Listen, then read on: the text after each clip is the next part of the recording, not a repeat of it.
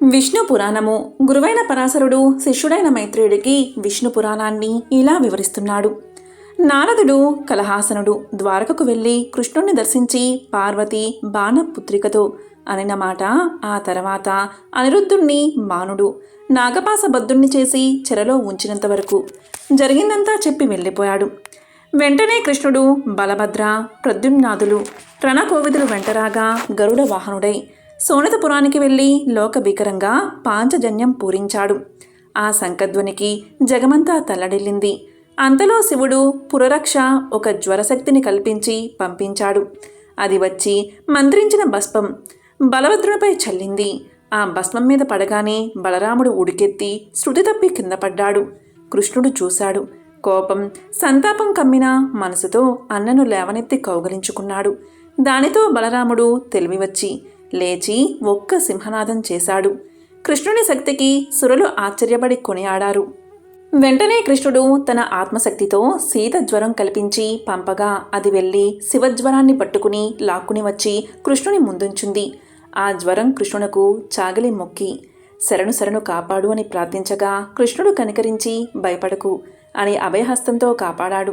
రెండు జ్వరాలను చూసి అన్నాడు, హరిభక్తి లేని మూడులను పట్టి పీడిస్తూ ఉండండి అని పంపగా ఆ రెండును విష్ణుభక్తి లేని వారిని ఆవేశించి పీడించడం ఆరంభించాయి. తరువాత బాణాసురుని ఆజ్ఞను అనుసరించి దైత్య వీరభటులు శస్త్రాస్త్ర పానులై వచ్చి ఎదిరించగా కృష్ణ బలరాములు నిశితాస్త్ర జ్వాలమాలలతో దైత్యసేనను స్వరూపనాశనం చేశాయి.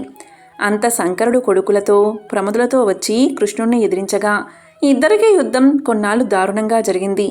కాగా ఒకనాడు శంకరుడు బాణాసురుణ్ణి ప్రోత్సహించాడు. నా చేతిలో దురద పోయేటట్లు యుద్ధం జరగాలి అన్నావు, వెళ్ళు కృష్ణుణ్ణి ఎదిరించు, నీ కోరిక తీరుతుంది అని. వెంటనే బాణాసురుడు తగిన సేనతో కృష్ణుణ్ణి ఎదిరించగా పోరు ఘోరంగా జరిగింది. కృష్ణుడు చక్రం ప్రయోగించి రెండు చేతులు మిగిలేటట్టుగా బాణుని చేతులు తెగనేశాడు. అంతటా శంకరుడు వచ్చి, వాసుదేవా, బాణుని ప్రాణాలు తీయకు, నా భక్తుడు, నా మాట మన్నించు. సరే అన్నాడు కృష్ణుడు. బాణుణ్ణి ప్రాణాలతో విడిచి కారాగారంలో ఉన్న ఉషా అనిరుద్ధులను తోడ్కొని ద్వారకకు వచ్చాడు. అంతా సుఖంగా ఉన్నారు. కాశీపురాధీశుడు పేరు పౌండ్రక వాసుదేవుడు. తనకు సాటి ఏ రాజు లేడనే గర్విష్టి. పేరుకు తగినట్లు శంఖ చక్ర చిహ్నాలు కూడా కల్పించుకుని పరిపాలన చేస్తూ ఉన్నాడు. వాడి లక్షణాలు చూసి ఇతర రాజులు హేళనగా మాట్లాడుకునేవారు. వానికి కృష్ణునిపై పగ కలిగింది. అన్ని విధాలా తనకి పసుడై ఉండాలని చెప్పవలసిన మాటలు చెప్పి ఒక దూతని కృష్ణుని వద్దకు పంపగా వాడు వచ్చి సభలో కృష్ణుని చూసి అన్నాడు, నందనందన, శంఖచక్రాలు గదా ఖడ్గాలు కౌస్తుభం పీతాంబరం కలిగి ఉన్న వాసుదేవుడను నేను. నా పేరుతో నువ్వు ఉండడానికి నీకు యోగ్యత లేదు. కాబట్టి వాటిని విడిచి నన్ను అనుకరించే బుద్ధి కలిగి ప్రవర్తిస్తూ ఉండు. కాదంటావా, ఈశ్వరాదులు తోడుగా వచ్చినా దారుణ రణంలో నిన్ను తెగనేసి ఆ చిహ్నాలన్నీ ఎగిరైపోయేటట్లు చేస్తాను అని మా రాజు కాశీపతి పౌండ్రక వాసుదేవుడు అనే పేరువాడు నీకు చెప్పవలసిందిగా వచ్చి చెప్పాను. ఏమంటావు అని అనగా కృష్ణుడు చెప్పాడు, ఆ దారుణ రణం ఏదో చూసి చేసి ప్రాణాలు విడవలసి వస్తే నా చిహ్నాలు అప్పుడు విడుస్తాను. వెతకబోయిన తీగ కాళ్ళకి తగిలిందన్నట్లు మీ రాజు సమాచారం చూడాలని అనుకుంటున్నాను. ఏదో కారణం ఉండాలి కదా, కయ్యానికి తానే ముందుకి వచ్చాడు కనుక నేను ఎదిరించవలసిందే. పోయి చెప్పు, ఎల్లుండి వచ్చి చెయ్యవలసింది చేస్తాను అన్నానని.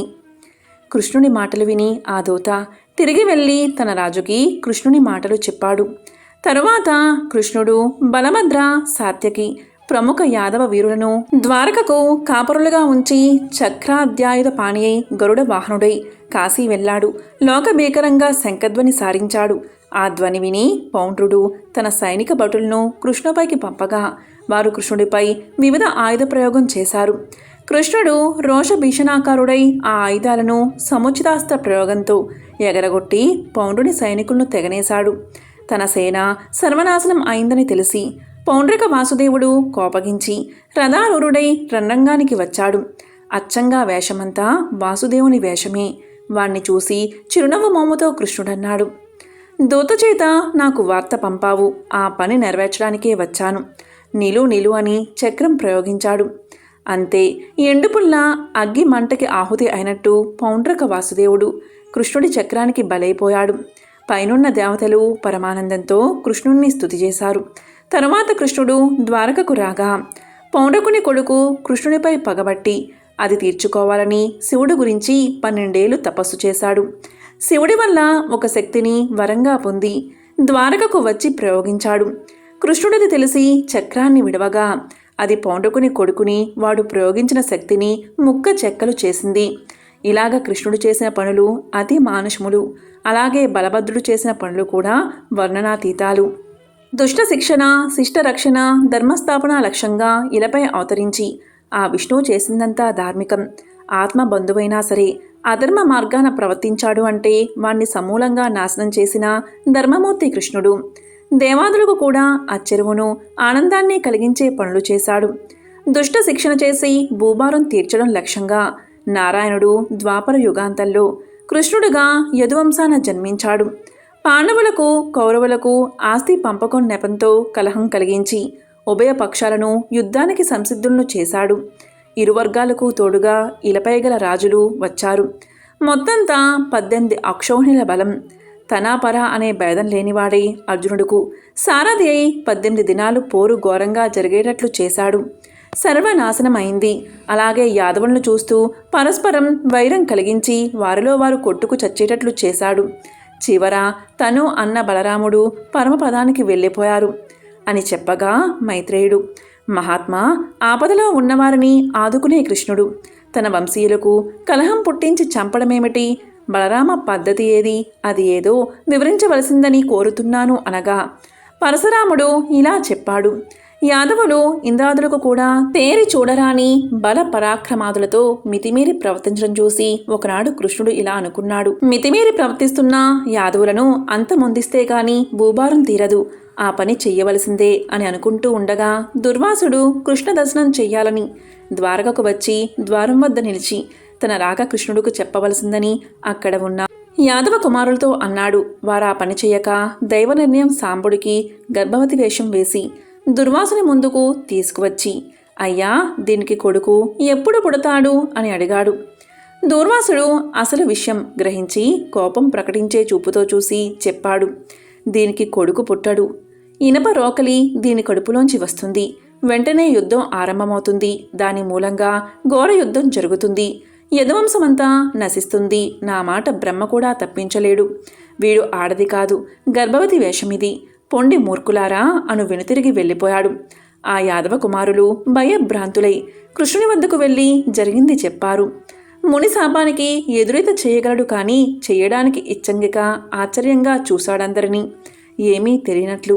తరువాత పౌరులు బంధువులు వచ్చి ప్రార్థించారు.